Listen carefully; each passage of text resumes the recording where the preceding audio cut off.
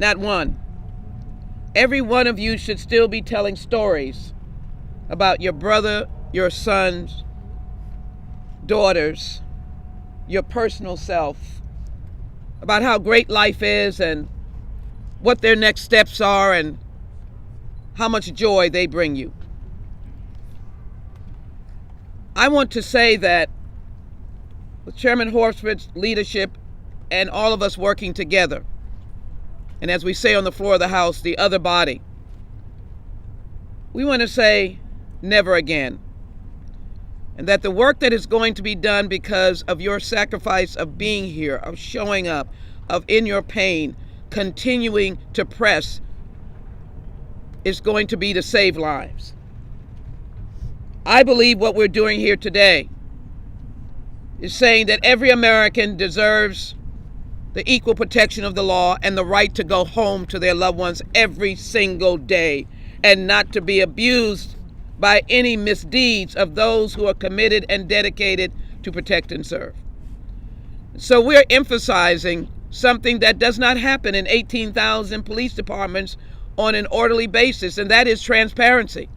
That is knowing what's going on. Had it not been, in the instance of my constituents, George Floyd grew up in the 18th Congressional District. Big George had a loving family, a mother who fed all the children in the housing where they lived, CUNY Homes. Big George played football and basketball and was the wings and win of young children who looked up to him, including his brother Felonious, who stands here today with his wife Keita for all of the extended Floyd family, and they are a large family. They were there, Mrs. Wells, to honor Tyree. And we all heard almost that he had his own wings in terms of his love of life and the brightness of his life. And something we all like to do is a skateboard. I knew he had wings when he took to his skateboard. He should be alive today. And so we want to make sure that besides body cameras for everyone, remember 18,000 police departments. And I was taken by the fact that as members of the Congressional Black Caucus, almost every member has had a person in their district, they're not all here, that have suffered an enormous tragedy at the hands of bad policing.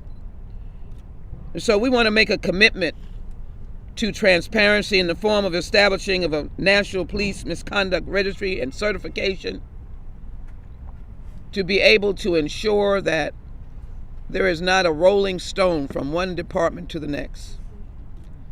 These are not punitive measures to say we're out for anyone. This is a collective body of legislators who are in pain and wish that they could do anything for these families not to be here. But I am grateful that we're looking at the importance of ensuring the infrastructure of service, the underbelly of leadership, the empowering of the words protect and serve, transparency for all of these families to get comfort after the fact, and for families to suffer never anymore. As I listened to the introductions, and I introduced my good friend and colleague, Congressman McBath, and she was able to say, in different circumstances, that she lost her son. Sabrina is not here, Trayvon Martin's mother, and many of you know that story. Abdou Diablo and Dr. Crutcher in Tulsa, Oklahoma's case is still unsettled. Mrs. Randall's case is still unsettled. How much more pain are we going to have to engage? I am grateful that what we see here today is a clarion call and a charge that we will not go backwards, we will go forward, and we will get it done now. Absolutely now. There is no option for failure. I will not accept it, and the Constitution gives me the right to fight for your rights. Thank you all.